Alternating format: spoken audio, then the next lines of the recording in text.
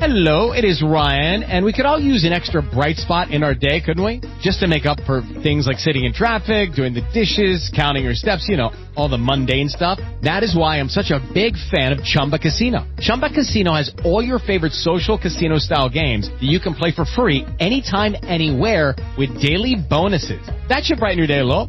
Actually, a lot. So sign up now at ChumbaCasino.com. That's ChumbaCasino.com. No purchase necessary. VGW. Void where prohibited by law. See terms and conditions. 18+. Hey guys, it is Ryan. I'm not sure if you know this about me, but I'm a bit of a fun fanatic when I can. I like to work, but I like fun too. It's a thing. And now the truth is out there. I can tell you about my favorite place to have fun. Chumba Casino. They have hundreds of social casino-style games to choose from with new games released each week. You can play for free anytime, anywhere. And each day brings a new chance to collect daily bonuses. So join me in the fun. Sign up now at ChumbaCasino.com. No purchase necessary. VGW. Void where prohibited by law. See terms and conditions. 18+.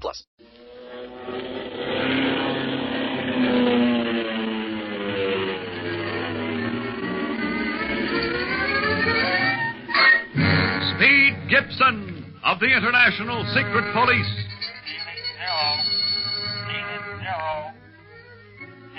Zero.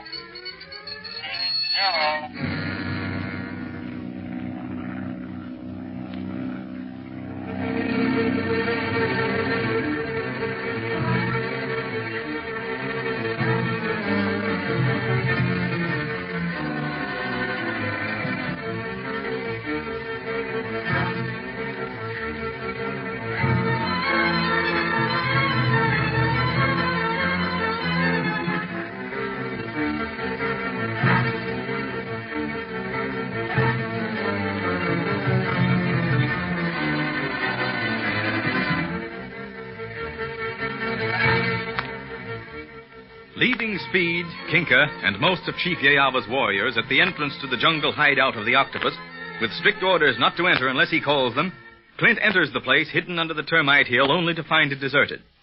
A large laboratory is filled with equipment and books on radio energy, however, and while Clint is trying to learn what the Octopus was experimenting on, a door automatically shuts, closing off their only chance of escape. Immediately after this, the Octopus himself speaks to his prisoners over shortwave radio, telling them that he had planned this trap for them and that they will never escape to stop him from using a new death ray he has perfected with which he will rule the world. We find Clint and Barney vainly trying to break the door down and finding it increasingly difficult to breathe.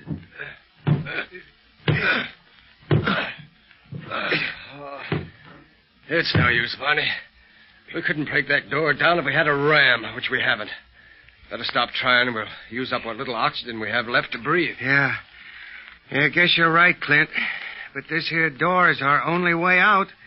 We've looked every place else in this hideout, and there's only this one way, in or out. And that's the most unusual for an octopus hideout.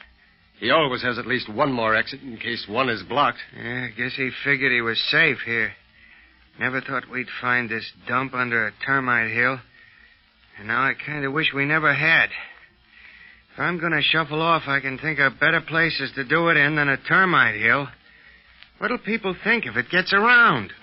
I don't feel much like laughing, Barney, but you'd get a laugh out of any situation, even one as serious as this. You think I'm kidding? No, sir-ree. We can't send out a call for help either because that set the octopus spoke over is completely dead now. Oh, sure. He wouldn't leave us an out like that. Hey, what are they doing? Some sort of chant. Say, Chief Yava, what are your warriors singing about? They sing to jungle gods to save them, Barney Dunlap. Save them? If it'd do any good, I'd sing too. But that'd just be using up the air that much faster. And on top of that, I don't think it'd do any good. Yes, it do good. Jungle gods hear prayer. Send jungle brothers to help them. I hope you're right, Chief, but it'll take more than prayers or brothers to get us out of this mess. What are you doing with your pocket knife, Clint? I'm going to work around the edges of the door with a knife, Barney. You don't expect to cut your way out through that wood. No, but there's one chance in a million. We could make enough of an opening to let in fresh air. If we could do that, we could also fire those signal shots and bring Speed and the others to help us. Say, that's an idea. But I don't think it'll work, Clint. That wood's too thick. Don't you think I know it, Barney? At least we'll be trying to find a way out. Anything is better than just sitting and waiting. Yeah, I know, pal. Come on, I got a knife, too. If we can't do any more than cut our initials in the wood, at least we'll be trying, like you said. Gosh, Kinka, Clint and Barney have been under that termite hill for 3 hours now. Yes, Speed Gibson. The sun is high in the heavens. Something's happened, Kinka. I know it has. And even if Clint did tell us not to leave here until we heard his signal, I'm going in. You would disobey His Excellency's orders? Yes, because I think they need help. You don't have to go in with me, Kinka, if you don't want to. You stay out here with the rest of Yaba's warriors. I stay out here while you risk your life in the passage under the ground? No, Speed Gibson. I go where you go. I think it would be well to take Chief Yava's warriors with us, leaving 2 or 3 behind to guard the entrance in case of further attack from the outside. Swell, Kinka. I knew you wouldn't let me down. Let's get started right away, huh? Yes. Shall I give the commands to these Swahilis? Yes. I can't talk their language. That's a cinch. Very well.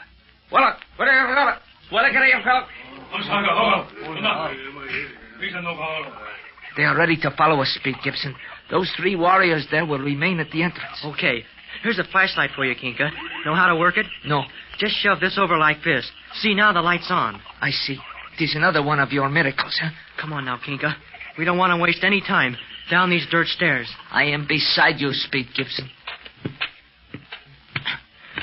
Boy, Chief Yava's warriors have sure been swell. They don't ask any questions, but just go ahead and do as they're told. Yes, and they are very brave in battle. You saw that when Chief Miengai's warriors attacked us. Yeah. Wonder if he's back in Leopoldville yet. Oh, yes. His stretcher-bearers must have arrived there long ago. They travel very fast. I'll bet the chief can tell us plenty about the octopus. They'll talk. Well, here we are at the bottom of the stairs. Boy, look at this passage. It's very dark down here. If we did not have these flashlights, we could see nothing. No.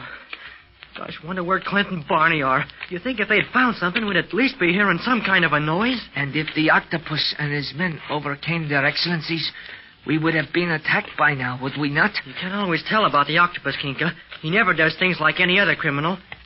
Say, raise your flashlight beam there ahead. Looks like the end of the passage. The end? Why, yes. It appears to be a wooden door. That's funny. We haven't passed any other doors since coming down here. Clint and Barney must be on the other side of that door. Or the octopus. If he is, we'll give him a fight. It'll be kind of hard for Chief Yava's warriors fighting with spears in this passage, but we've got guns. That's something. But first we shall try to pass the barrier, huh? Yeah, we're almost to it now. Boy, that's a door, Kinka. Look at that wood. Must be plenty thick. There's no way of opening it, Speed Gibson. Say, you're right. And Kinka. Yes? Look, it's set in kind of a frame. This isn't the kind of a door that opens out. This must have been dropped from above. And I won't budge an inch. Oh, well, what shall we do then? The octopus might be on the other side of the door, like you said, Kinka. And then again, he might not. We'll have to run that chance and try to open it anyhow. But how shall we accomplish that? Those spears look pretty heavy, don't they? The shafts? Oh, yes. Tell the fellas to turn them around and try to break the door down with them. An excellent idea, Speed Gibson. Hey,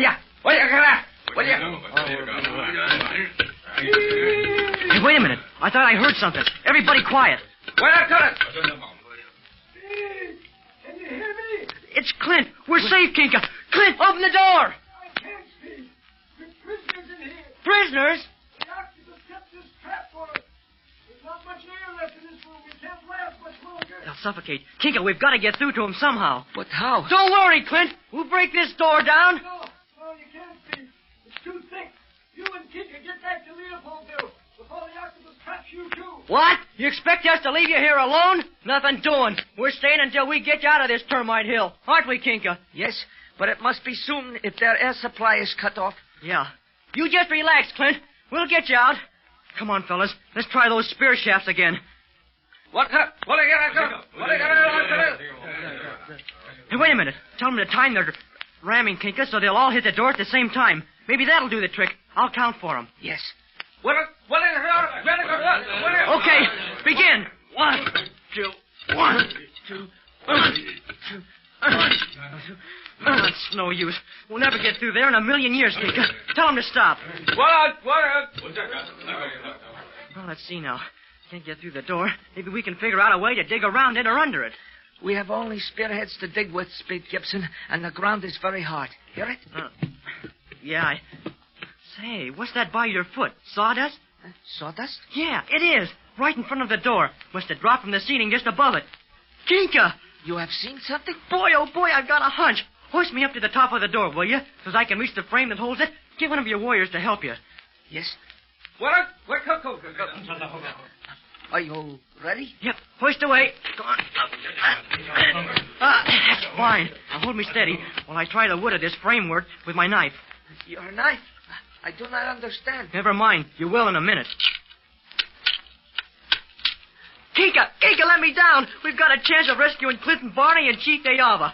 Oh, what have you found? Termites. The frame above this door is full of them. Wood's all eaten away inside. Tell Ayava's warriors to use their spears on the framework, and the whole door will fall in. Oh, it is a miracle. What are you? Hey, wait a minute. Let me warn Clint first so they won't be hurt when the door falls in. Clint, can you hear me? Get back from the door. It's going to fall in a little while. He's getting weaker. The air must be almost gone. Get back, Clint. We're coming through. Now, Kinka, tell them to get busy on that frame with their spears. It's working. Look, they're getting big chunks of wood out with those sharp spears. Let us put our shoulders against the door and push so that it will fall inwards and not outward. Yeah, we can help them that way. The door's given, Kinka. It must. Behold, they have removed almost all the frame that held it. Look out! It's going in! Clint, Barney, are you all right? Yes, Speed. Thanks to you and Kinka. Yeah, boy, fresh air never smelled so good before in my life. We were just about going, Speed. Yes, but jungle gods hear our prayer. Send jungle brothers to help us. What do you mean, Jungle Brothers, Chief Yarber? Jungle Brothers? The chief's right, Barney. Yeah, huh? What do you mean, Speed? How did you possibly manage to break down that heavy door? Termites. Termites? Listen, kid, I'm in no mood for jokes. No, honest. The octopus forgot he was in a termite hill when he built that door, Clint. They'd gotten into the framework that held the door and eaten it all away inside. There was nothing to break through that, so we never could have broken the door down. They hadn't gotten to that yet. But how did you think of termites? Found sawdust on the passage floor. Well, I'll be a monkey's grandfather. You and me might as well give up, Clint. We'd be suffocating right now if it wasn't for these kids and the termites. Yeah, we'll make it up to them later, Bonnie. Right now, we've got to get back to Leopoldville and question Chief Man Guy as to the whereabouts of the octopus. You think he'll tell you, Clint? He must be. The octopus has a new death ray in his possession. We've got to get to him and destroy that before he begins a wholesale destruction of all who will not obey him. So come on.